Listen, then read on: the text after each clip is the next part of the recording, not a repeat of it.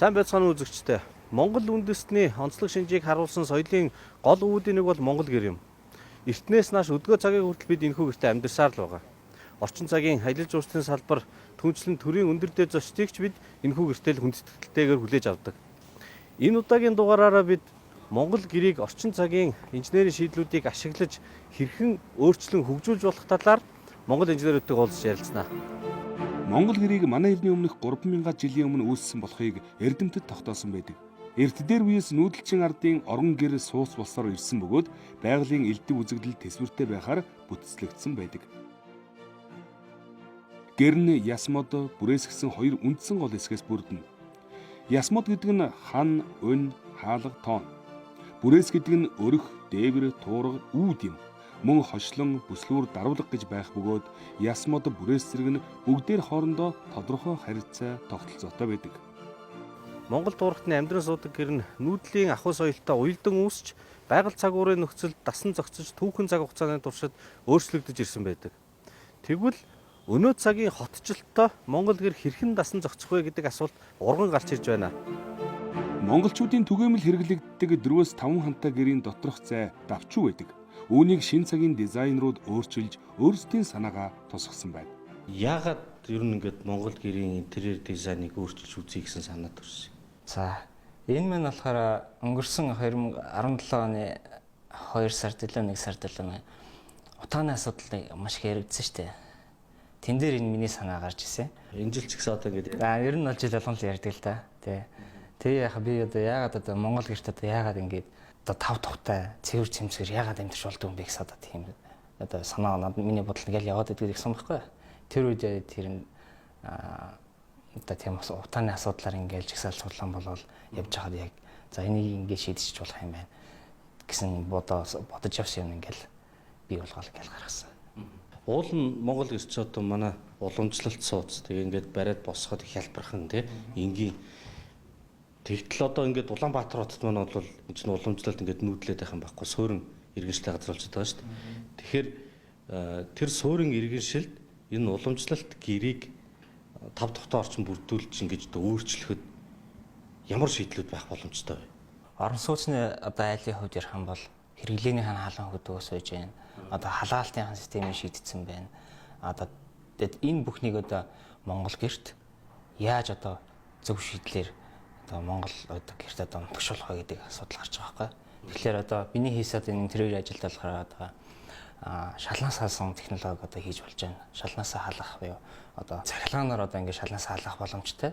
Одоо мөн хэрэглээний халуун хүйтэйсийг одоо 40-с одоо 50 литрийн бойлороор одоо ингээд шийдчих боломжтой. Ийм шийдлүүд одоо хийж болно. Тэгээд гэр дотроо халуун бохор сантехникийн асуудлуудыг багтааж шийднэ гэсэн үг. Тий, ер нь бол зах зоорн л багтааж шийднэ гэсэн үг. Нэг 5 хантай ийм гэрт бол одоо энийг бүгдийг багтаах боломжтой юу? Боломжтой. 30-аад метр квадрат байна. Тий, ер нь бол одоо 28-аас 30-аад метр квадрат болж байгаа. Тэнд бол ингээл яг одоо хийцэл нь бол одоо доороо бетонтой. Тэгээд дээр ингээд нэг шалны хаалтаасан систем тавиад дээр нь баркад тавьчихж байгаа байхгүй юу? Хуушнаар бол одоо монгол гэрт голд нь одоо 100 хэд шүү дээ. 100-ыг авчаар одоо энд одоо нэлээд том орон зай үүсчихэж байгаа байхгүй юу? Одоо ингээд хүн чөлөөтэй явах. 30 м квадрат дотор ингээд хүн амьдрах за яг уламжлалт байдлаар бол ингээд тойроод ор тавьчаад тэгээд амьдэрдэг шүү дээ тий. Тэгэхээр тэр бол ингээд орчин үеийн хотын үнийн хэрэгцээ шаардлагыг хангахгүй байна гэсэн нэг юм хандлага байна. Тэгээд тэрийг хангахын тулд яаж багтааж зайд төлөвтөнд яаж хийж?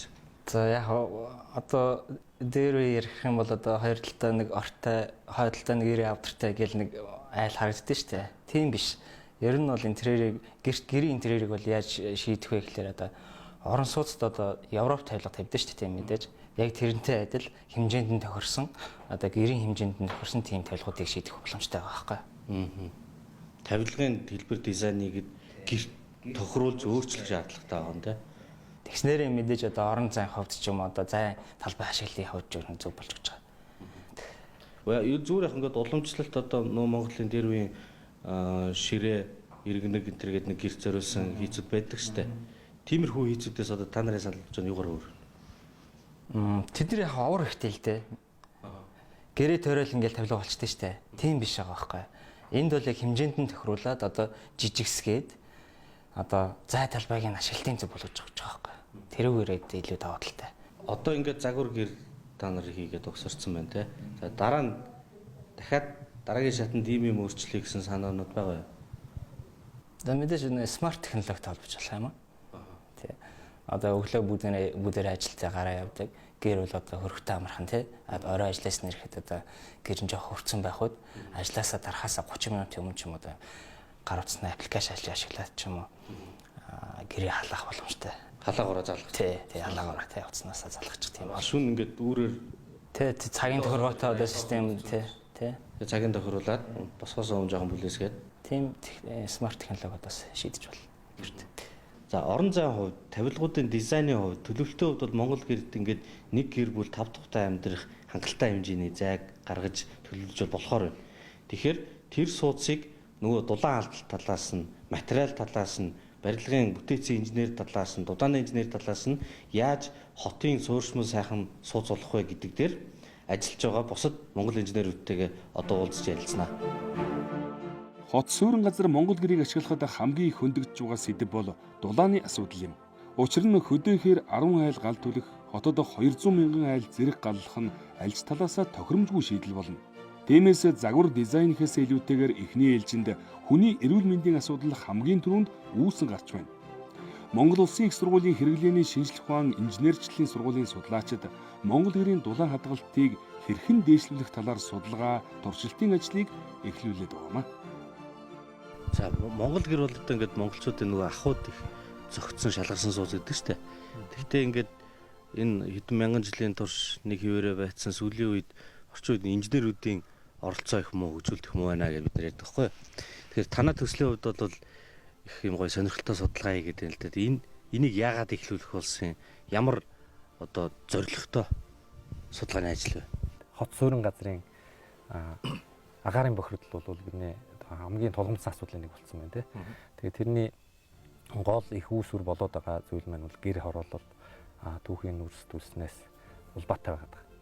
Тэгээд ингээд олноороо шигүү сууж байгаа тохиолдол бол түүхийн үрсийг түлхэх нь ингээд хүндрэлтэй байгаа учраас тэр дундаа тий гэр дээрх асуудал дээр бол одоо дулааны асуудал дээр ажиллаж байгаа юм шийдэл жишээ цөөхөн байгаа учраас бид нэр ер нь бол гэрийн янданг нэгээр нь буулгаад тэгээд ямар ч утаа гаргалгүйгээр байж болох шийдэл байна уу гэдгийг эрэлхийлж ажиллаж байна гэсэн үг л дээ. Яавал яндаг байхгүй болох вэ?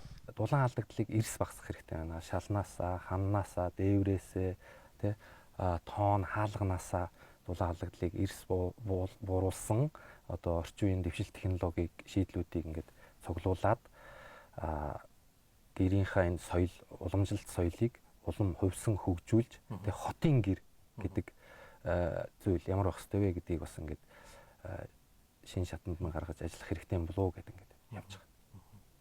За одоо дулаан алдагдлыг бууруулах одоо үндсэн шийдлүүд байна шүү дээ технологи дулаалгын шийдлүүд.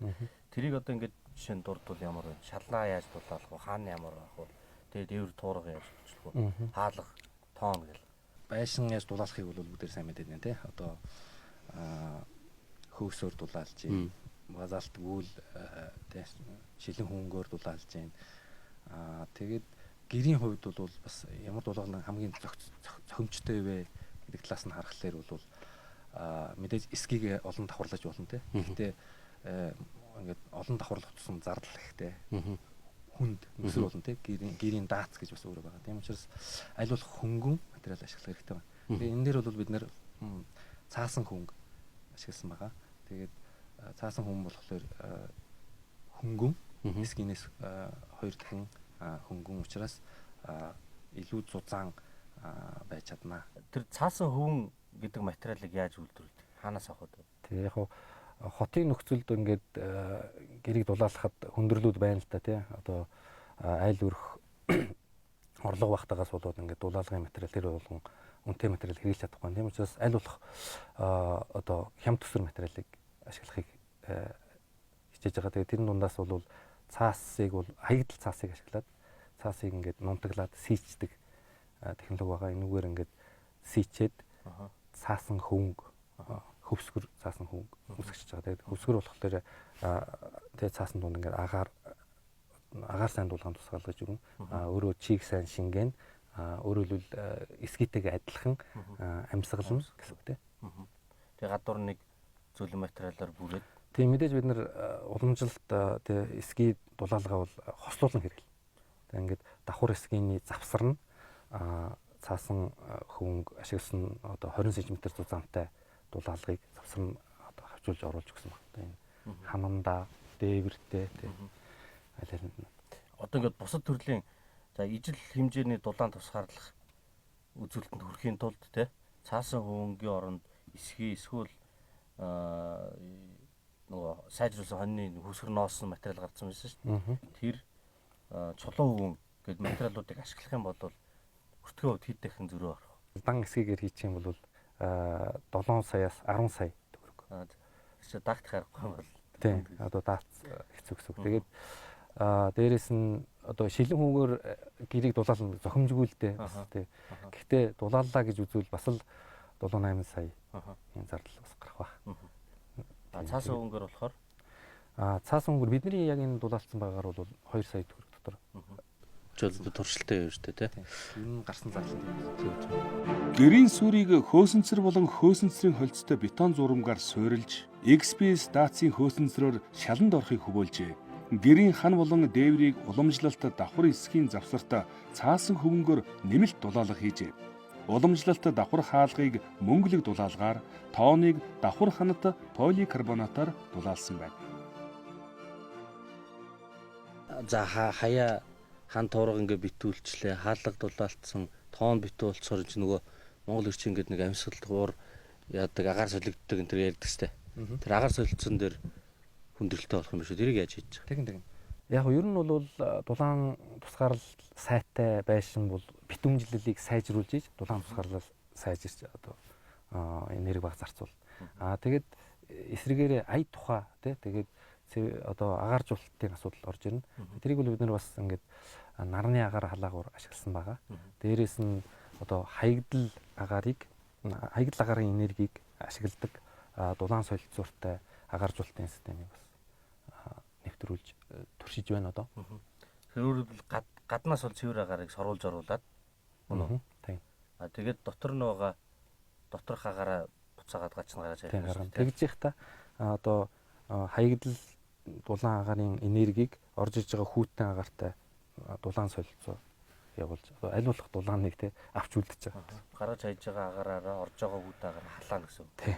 За одоо ингээд гэрээ дулаалаад дизайныг өөрчилчихөр дулааны хэрэглээ нь багцаагаар хэд дахин буурна гэсэн үг л дээ. Тийм бидний одоо тооцоолж байгаагаар бол энгийн гэрээс бол 4-5 дахин одоо дулаалдаг багтай болохоор байна гэж үзэж байгаа. Тэгээд бид нар бол ингээд найвчсан хэмжилтүүдийг хийж байна. Тэгээд эдэр ус эхлэхлээр хэр сайн байна вэ гэдэг нь бол тодорхой болно. Тийм одоо тэгэхээр хэмжилт туршилт явагдаж байна.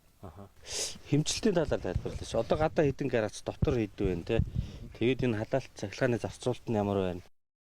Жишээлбэл одоо гадаа хасах 20 градустай байна. Тэгээд энэ орчмын хамгийн сүүлийн дулааны урсгал хэмждэг энэ мэдрүүр сенсор тийм хамгийн сүүлийн төхөөрөмжийг энд бид нэр ашиглаж байгаа. Тэгээд энэ давуу тал нь одоо яг тухайн ханаар нэвтэрч байгаа дулааныг шууд хэмжиждэг. Тийм учраас энийг бол онол талаасаа гэхээс илүү яг практик ингээд нөхцөл байдалд нь хэмжээд юм байна гэд харж болдог. Одоо жишээлбэл бид нар шууд энэ дээвэр дээр зооцсон байгаа мэдрүүрээр өөрөөр хэлбэл гэр дотор нэмэх 22 байна үү те. Одоо бүр 21.5 22.1. Тийм.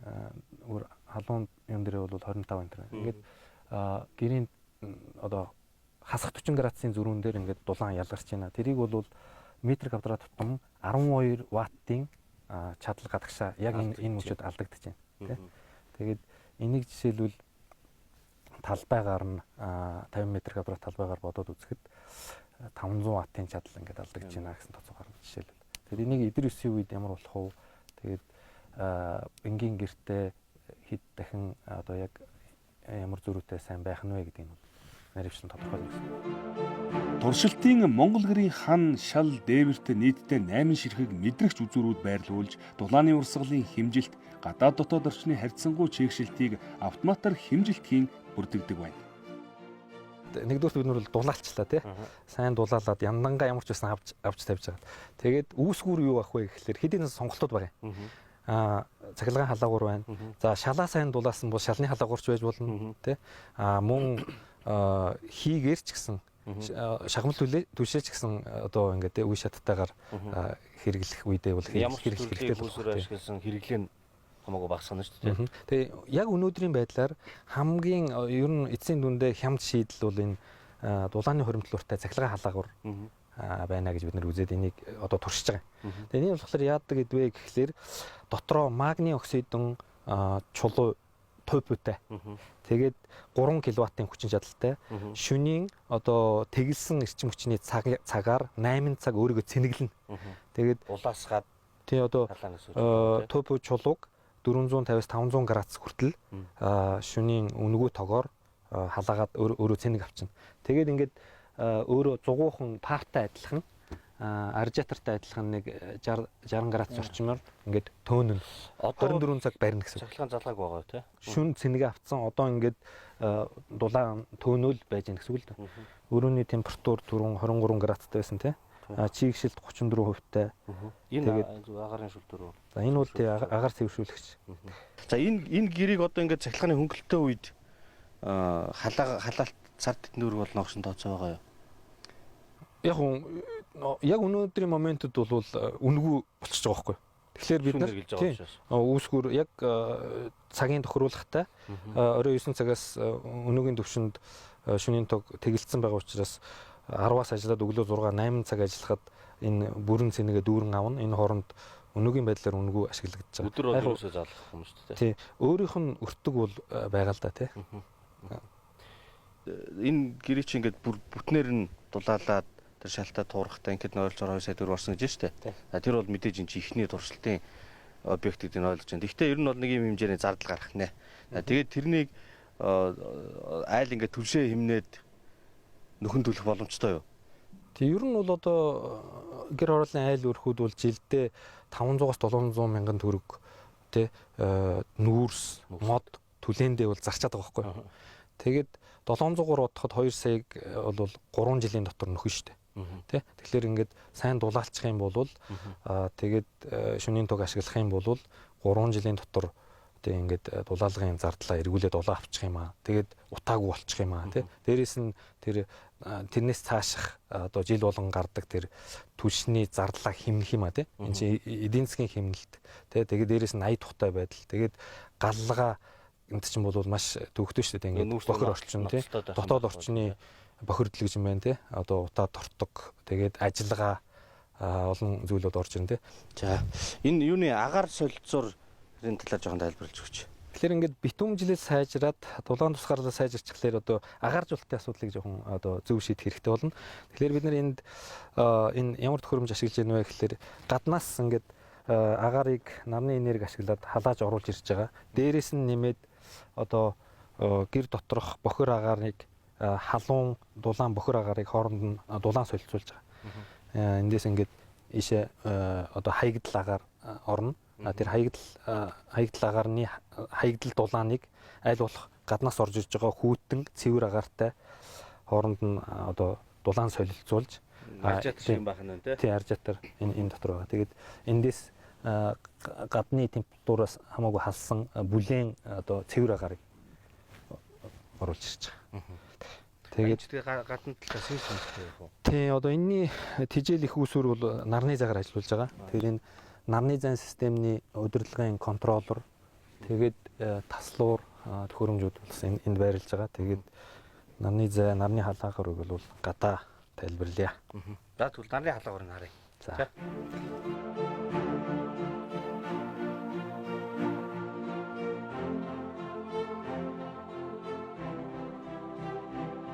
За энэ нөө агаар солилцооны агаар өрчилж халах хэсгийн талаар жоохон тайлбарлаач. Тэр доотл нь шүүлтүр юм одоо тий. Тэгэхээр бид нар бол одоо энэ хотын Монгол гэрийг дэвшил технологиуд ашиглахдаа бол пассив хаусны технологи философиг айлуулах ашигласан байгаа. Тэгээд Монгол гэрийн маань онцлог болохоор өөрөө нарны гэрэл хүлээж авах зай талбай багтай. Зөвхөн тооноор гэрэл авна тий. Тэгэхээр нарны энергийг яаж авах вэ гэдэг дээр бол бас нэг шийдэл нь юм байж болох юм аа гэд. Тэгэд энэ яаж юм бэ гэхээр энэ одоо тойруулаад 1 м квадрат орчим талбайд тусаж байгаа нарны гэрлийг нөгөө поликарбонат материалыг бас ашигласан байгаа. Энэ бол ингээд дулаан сайн тусгаарж өгнө, гэрэл сайн нэвтрүүлнэ. Тэгээд дотор талд нь дулаан шингэгч материал дээр 60 градус хүртэл хална. 40-оос 60 градус хүртэл хална. Энэ тийм ресивер нь. Тэгээд гаднаас агаарыг ингээд сенсээр нарны зайн сенсээр сорно. Тэгээд мэдээж бохир агаар сорж болохгүй учраас одоо агаар шүүгч тавина. Энд одоо хамгийн хямд автомашины шүүрийг тавьсан байгаа. Энэ 15,000 төгрөгийн шүүлтөр. Тий 15,000 төгрөгийн үнэтэй. Тэгээд PM 2.5 те нарийн хэсэгтээ тоосон цэрийг одоо шүүж чаддаг HEPA стандартын шүүлтүүрийг тавьчихсан байна. Тэгээд хүйтэн гаднах хасах 20-30 градустай хүйтэн агаар ороод энэ дундуур халж яваад аль болох халж бүлээн болгож байгаа. Бүлээн болгож байгаа очоо ороод гэсэн. За нэг асуулт байна. Одоо энэ гэрийн бүрээс цагаан байдаг штэ. Тэгээд энэ дэр ягаад ингэж брезентэрээ тавьчихсан юм бэ гэжтэй. Бор гэр. Бид нар бол одоо энергийг ингээ хоргоо шиг тоолж байгаа байхгүй юу? Тэгээд яг үзэмж талаасаа те уламжлал талаасаа бодох юм бол цагаан гэр, тал нутагт цагаан гэр байх хэрэгтэй те. Яг бидний хувьд бол аль болох энергийг шингээмээр байгаа учраас бараа өнгөөр өдрийн нарны гэрлийг шингээх хэлбэрээр ойлгоод алдаад байна. Тийм. Цагаан өнгө бол ойлгоод алдчихна тийм. Энэ бараа өнгө бол шингээж өөртөө шингэн. Тэр талаа бодолцоод яг хэлсэн мэдээж зохиомжил дизайн оруулаад тийм орчмын одоо дизайн сайтай оюутнуудаар хийх юм бол энэ тийм хөөрхөн болчих واخаа гэж бодож байгаа. Би дөнгөж одоо туршиж байгаа учраас ямар ч бас ихний ээлжинд ингэж туршиж үзэж байна. Зүгээр яг сахилахгүй асуулт байна л да. Одоо энэ материал энэ бол яг ингээд их хямд төсөр аргаар дулааны нарны эргийг цуглуулж байгаа шийдэлтэй. Бас юм одоо нэг янз бүрийн уян цахилгааны нарны үүсвэр магадгүй бас дулаан шингээдэг тийм өөр төрлийн материал энэ төр ашиглах боломж байд юм болоо. Яг өөр гэрийнхөө бүрээс тийм уян нарны зай байна тийм. Уян нарны зай ингээд нийлэнгүүд нь гэрийг бүрж болно. Тэгээ энэ бол яг уу зардалтай асуудал байхгүй. Бид нар хамгийн гол нь бодит нөхцөл, өнөөгийн нөхцөлд одоо гэр хорооллын айл өрхийн худалдан авах чадварт аль болох ойртуулж ажиллахын тулд хямд төсөр материалаар аль болох өөрсдөө хийчих юм боломж талаас нь суулаад байгаа байхгүй. 5 хантай гэр бол 1.5-аас 2 сая төгрөгийн үнэтэй байгаа шүү дээ. Бид нар энийг дулаасаар гарсан шалныхаа дулаалгатай нийлбэрээр 2 сая төгрөг орчим болсон. Тэгэхээр ийм 5 тухтай орчин одоо байшин барья гэх юм бол 30 м квадрат 40 м квадрат 5 тухтай байшин барья гэвэл 10 сая 20 сая 30 40 саяас наашгүй шүү дээ.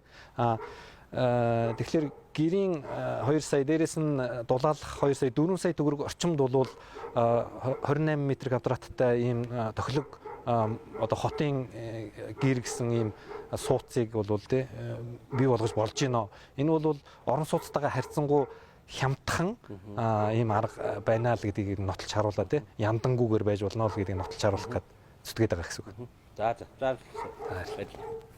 За Монгол инженерүүд Монголын нөхцөл байдал тохируулд аль болохоор хамгийн хямд өртгөр Монгол гэрийг шинжилээд сайжруулад дулаахан тогтоо болгож байгаа сонирхолтой ажлаа танилцлаа. Энэ бол мэдээж 1-р номерт техникийн шийдэл ямар байж болох вэ? Инженерийн талаас эрчим хүчний хэрэглээг яаж хамгийн бага болгох вэ гэдэгт зорьсон байна. Дараагийн шатанд бол тэр гаднах өнгө үзэмж дизайны ажлыг хийгээд явах бах. Мэдээж ямар ч ажил альва бүтээл үе шаттай явагддаг. Тэгэхээр залуустаа энэ ажлаа үр дүнтэй хийгээд дараа нь гаднах өнгө үзэмж дизайнаа сайжруулад ингээд их гоё тийм шин загвар гэрийг амжилттай нэвтрүүлээрэ гэж хүсье. Монгол гэрийн хөгжүүлэлтийн талбар нь Монгол дизайнер, инженерүүдийн төдийгүй олон улсын судлаачид, архитектор, инженерүүдийн сонирхлыг ихээр татаж байна. 34 жилийн өмнө Америкийн нэгдсэн улсад байгуулагдсан Facebook Yours компани Монгол гэрийн загвар дизайныг өөрчлөн сайжруулж, урлагийн бүтээл болгож чаджээ. Тэд дугуй Монгол гэрийг хувийн, бизнесийн, албан байгууллагын гэж төрөлжүүлэн өвөрмөц загварын шийдэлтэй болгон өөрчилсөн байна. Монгол нүүдэлчдээс уламжилсан гих эдгээр гэрүүд янз бүрийн үнэтэй. Хамгийн жижиг нь $4670 бол хамгийн том хэмжээтэй нь $10,190 зарагддаг ажээ. Монгол гэрийг орчин үеийн загварын шийдлэр тохижуулахаар Монгол ирээдүй архитекторч Ким Дюпон Мединерийн яриаг та бүхэндээ хүргье. Сайн байна уу? Та өөрийн хийж буй ажлынхаа тухай бидэнд ярьж өгөөч. Би урд нь Франц улсад зөөлөн материалаар бие орчин хүчний хэмнэлтэд пассив хаус барих төсөл дээр ажиллаж байсан. Тэр үед Монгол гэрийг ч бас зөөлөн материалаар хийдэг гэдгийг мөн Улаанбаатар хотын агаарын бохирлын талаар олж мэдсэн болохоор эрчим хүчний хэмнэлттэй шийдлийг Монгол гэрт нэвтрүүлэх хэрэгтэй юм байна гэж бодсон. Харин энэ санаа маань Улаанбаатар хотын гэр хорооллын орчныг сайжруулах зорилготой гэр хаб гэдэг байгууллагын зорилготой нийцсэн учраас би Америкаас ирж ажиллах болсон.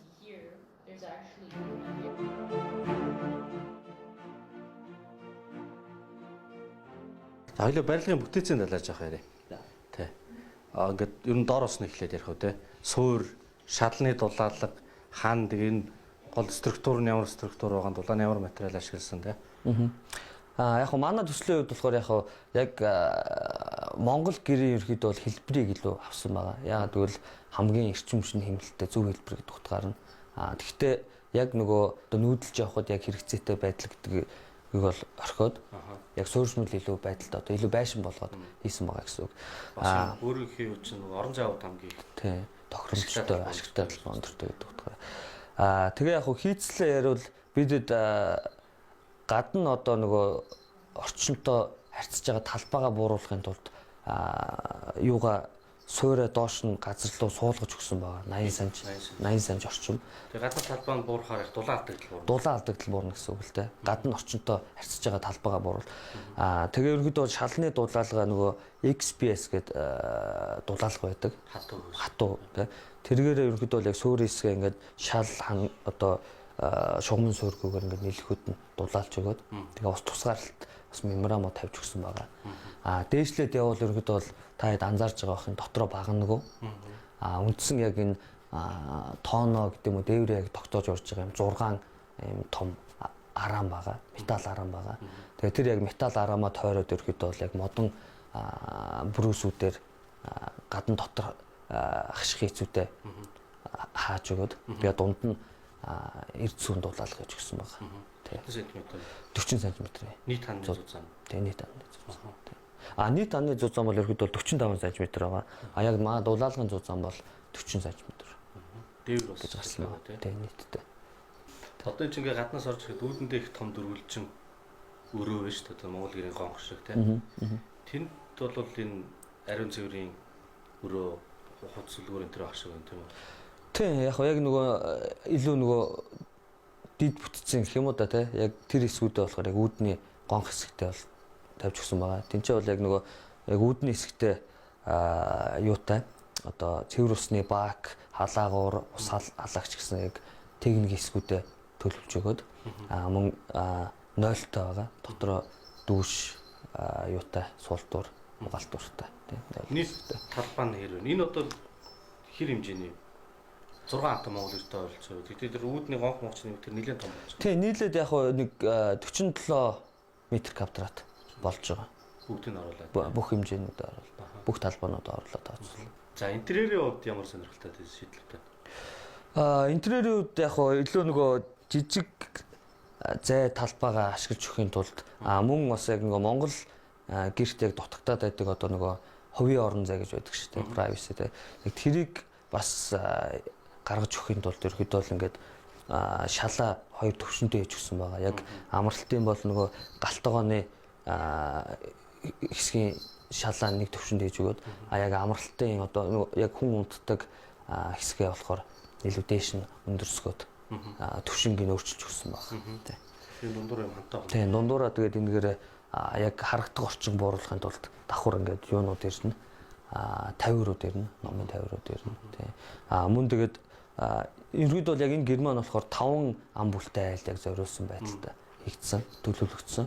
Тэгээд яг энэ дээшээ яг юуны одоо галтгооны дээрээ бас гараад унтах боломжтой тийм үү. Одоо сул орон зай үлдээлгүй байдлаар төлөвлөж өгсөн. Хүүхдүүд бол их сонирхолтой. Тийм хүүхдүүд их сонирхолтой. Доторх за тэр ус сантехникийн асуудлуудыг яаж шийдэж байгаа вэ? Яг усны хувьд яг манай яг энэ байршил маань яг цэвэр усны хангамжаа жоохон хүндрэлтэй. Тэр үүднээсээ зөөрөөр байгаа. Тэгээ өндөр байгаа учраас яг ус яг гарах боломжгүй. Тэгээд зөөрөөр байгаа. Бохирын хувьд болохоор яг өөрөө усаа бохироо тунгаагаад усаа цэвэршүүлж байгаа. Тэгвэл саарл ус гаргаж авч байгаа. Тэгээд өвлийн үйлрэлтээ бол хөрсөндөө шингэчихнэ. Зуны үйлрэлтээ бол саарл ус ашиглаад үүс ногоогоо юу яагаад услаад явах боломжтой байдлаар тийм бохирын системийг сонгож өгсөн байна. Энэ пассив гэрнийхээ ерөнхий төлөвлөл одоо энэ метр гонх цаана нэг тэр талаар нэг яриад өгч. Ерөнхийдөө бол үндсэн гэрийн хэсэг байгаа. Тэгээд PVC мембрантай. Тэгээд гонхны хэсэг илүү байшин тал руугаа орсон байгаа тий. Тэгээд цаана нь болохоор септик систем байгаа. Тэгээ наатлын хэсэг бол яг зүгээр 5 бар. Одоо Монголд цаг агаарын үед их хүйтэн байдаг болохоор шууд бас гадна холболттой байхаар дулаан алдагдал их бас өндөрлөлтөө. Тэр үднээс дунд нь бас нэг гонхны хэсэг төлөвлөж өгсөн байна. За одоо ингээд энийг хийчлээ дараа нь өөрчлөн дараагийн шатанд одоо ямар хөө санаатай байна те. Өөрчлөлт үргэлжлүүлээд явах юм уу? Тэг яг уу энэ төслийн үед болохоор яг нэг сонирхолтой одоо байдал нь болохоор яг гэрийн эзэд бол ерөөхдөө 30% нь гаргасан байгаа үндсэн одоо өртгөн. Тэгээ үлд бусдаа 70% нь болохоор одоо олон нийтээс одоо спонсорлоод гэх үү те донейт хийгээд ерөөхдөө бол авсан байгаа. Тэ тэргээр их сонирхолтой төсөл. Техникийн шийдлүүд дараагийн шатанд юу өөрчлөх вэ? Тэ техникийн шийдлийн үед бол яг юу юм бэ л те. Одоо хоёр өөр төрлийн хоёр байшин болчихж байгаа юм л да. Яг маань яг энэ хөлбөрөөр. Тэгэхээр яг дараагийн хувьд ээлжинд болохоор яг үндсэн гэрээ илүү байраад одоо дахиж юм тамбар нэмж барихгүйгээр яг доторх хэмжээг нь бол диаметрээр ч юм томруулж болох байх. Тэгэхээр яг нэг хийцлээрээ явал илүү яг өртөг бага бах бол боломжтой юм байна гэж харж байна. За амжилттай. Ийхүү Америк архитектурын санааг Монголын хөрсөнд буулгах ажлыг эхлүүлж 3 сарын дотор пассив гэрийг Монгол инженерүүд барьж бэлэн болгосон байна. Аливаа улс өөрийн үндэсний онцлогийг харуулсан бүтээгдэхүүнээр гадаадын жуулчлалыг татдаг. Монгол үндэсний онцлогийг шингээсэн тийм бүтээгдэхүүн бол яг харахгүй Монгол гэр юм.